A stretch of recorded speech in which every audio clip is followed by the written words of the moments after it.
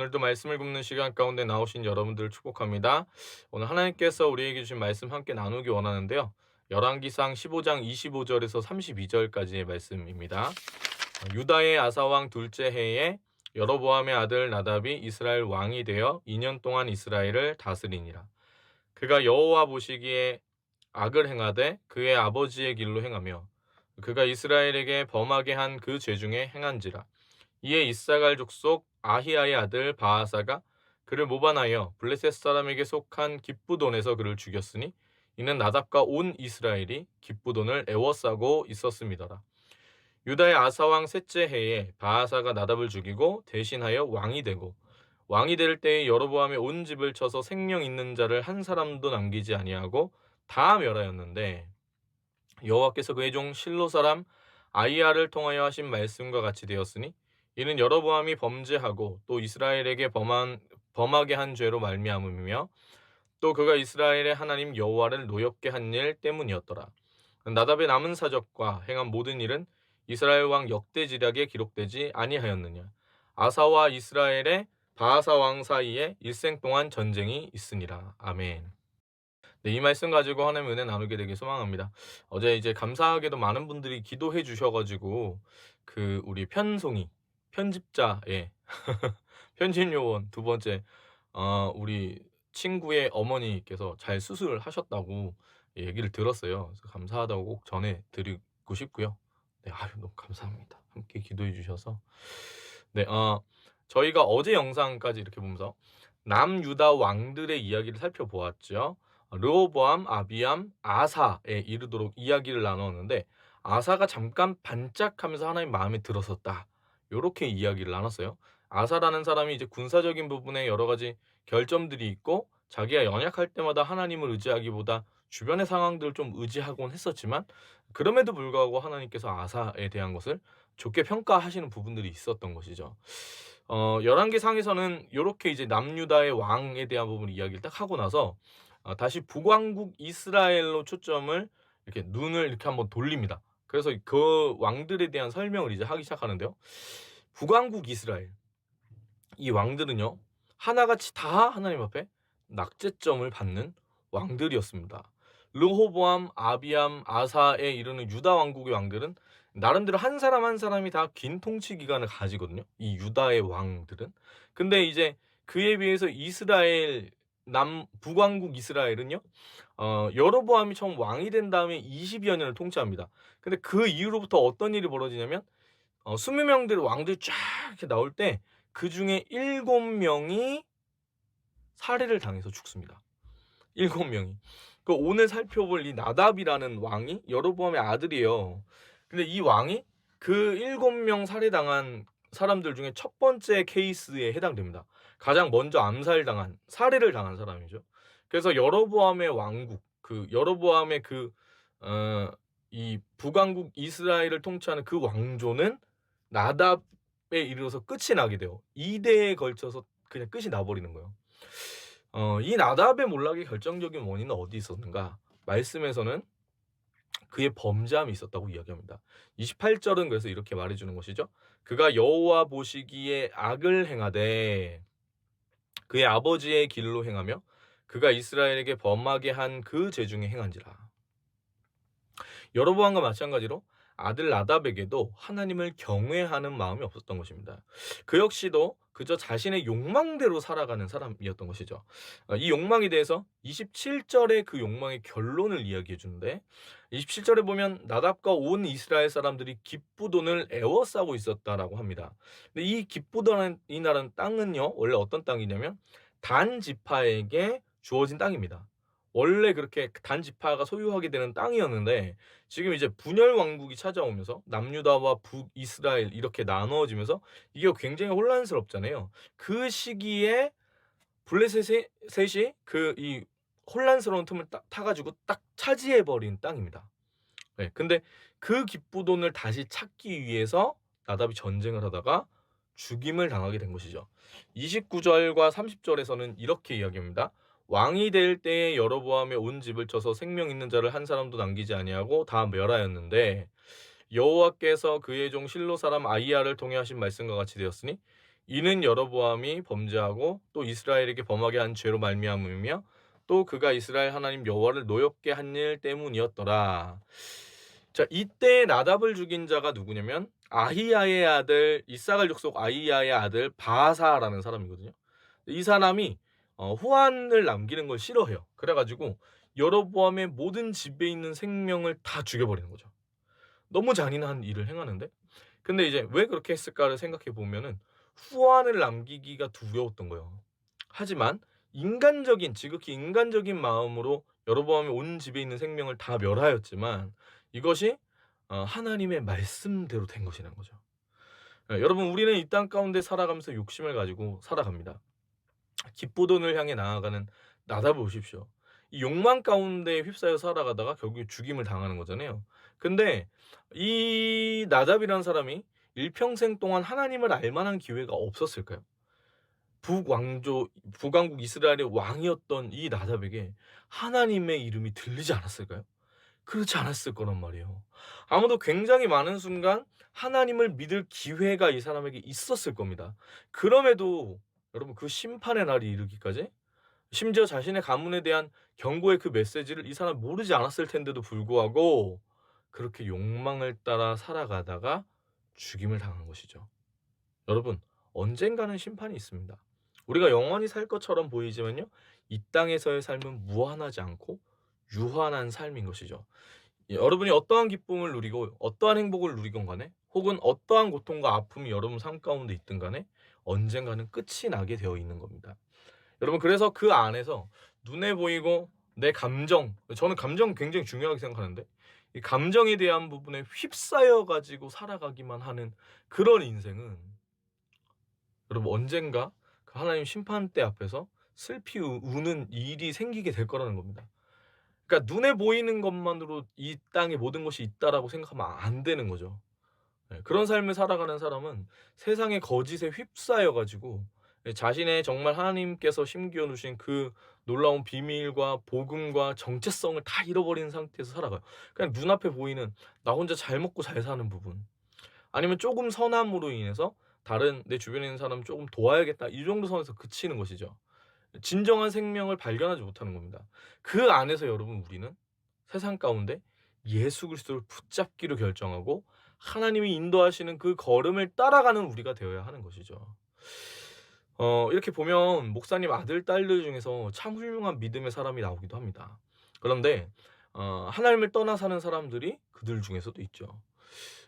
좋은 믿음의 가문에 태어나 가지고 교회를 다니지 않는 사람들도 심심치 않게 발견이 됩니다. 주위의 환경들이요, 하나님을 믿지 못하는 어떤 이유가 되지 못하는 것이라는 거예요. 또 다른 부분으로 보면 주변의 조건이 굉장히 좋아도, 여러분 주변에 있는 상황이 굉장히 좋고 훌륭한 목사님이 말씀을 전하시는 교회에 여러분 다니고 있고 주변에 믿는 사람들이 아무리 많다고 해도 그게 내가 하나님을 참되고 바르게 믿고 있다는 증거가 될 수는 없는 거예요. 아닐 수도 있다는 거죠. 오직 뭐만 중요한 거냐면 오직 하나님을 경외하는 삶. 내 주님이 살아계시고 지금 나와 함께 하신다는 그 믿음을 가지고 사는 것이 중요하다는 거예요. 그 중심이 살아있는 사람. 그 사람이 바로 하나님의 심판과 말씀 앞에 나아가게 되는 겁니다.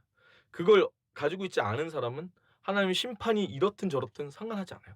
그냥 자기 욕망을 따라 사는 거예요. 이것을 두고 성경은 뭐라고 얘기하냐면 깨어 있다라고 이야기합니다. 여러분, 혹시 자고 있지 않으십니까? 여러분, 깨어 있으세요? 자고 있으면 당합니다.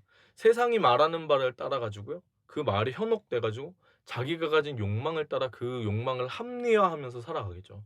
그럼 나답처럼 되는 거예요. 여러분, 하나님의 사람은 실수를 하지 않을까요? 하나님의 사람, 그리스도인도 실수를 합니다. 하지만 제가 어제 말했던 것처럼 이 그리스도인은 항상성이 있어요. 하나님을 떠나다가도 다시 돌아오고 실수하더라도 회개하고 돌이킵니다. 이게 하나님 사람이죠. 그래서 이 사람이 어디를 가건 어떠한 상황 가운데 있건 간에 이 사람은 결국에 다시 한번 하나님의 말씀 앞에 서게 돼 있는 거예요. 어떻게 하면 그 항상성을 가지고 있냐? 여러분, 하나님이 살아계십니다.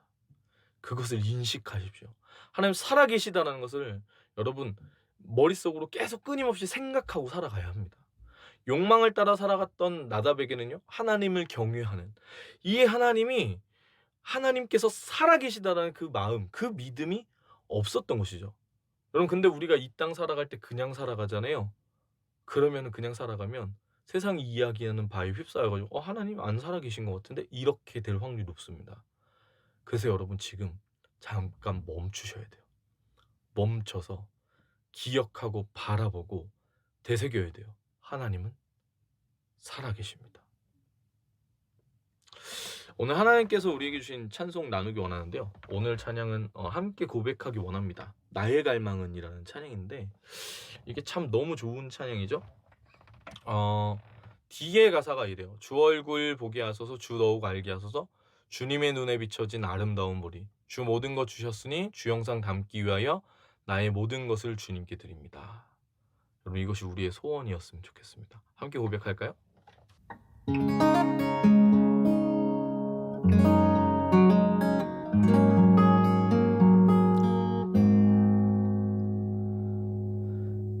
나의 갈망은 주께서 날 알듯 나도 주님을 온전히 아는 것. 나의 갈망은 주 날 사랑하듯 나도 주님을 사랑하는 것.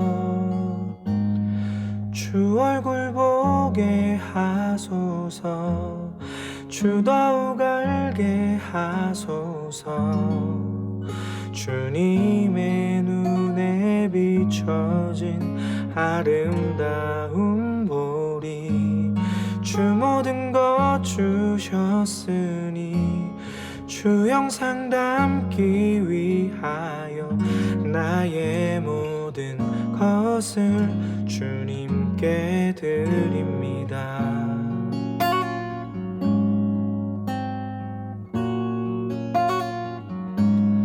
나의 갈망은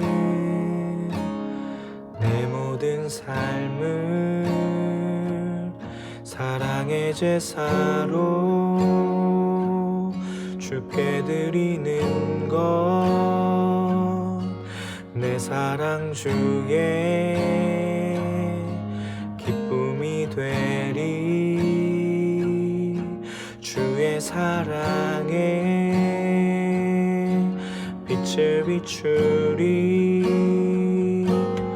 주 얼굴 보게 하소서, 주 더욱 알게 하소서, 주님의 눈에 비춰진 아름다운 보리, 주 모든 것 주셨으니 주 영상 담기 위하여 나의 모든 것을 주님께 드립니다. 주 얼굴 보게 하소서, 주 더욱 알게 하소서, 주님의 눈에 비춰진 아름다운 보리, 주 모든 것 주셨으니 주 영상 담기 위하여 나의 모든 것을 주님께 드립니다. 다시 한번. 주 얼굴 보게 하소서, 주 얼굴 보게 하소서, 주 더욱 알게 하소서, 주님의 눈에 비춰진 아름다운 보리, 주 모든 것 주셨으니 주 영상 담기 위하여 나의 모든 것을 주님께 드립니다.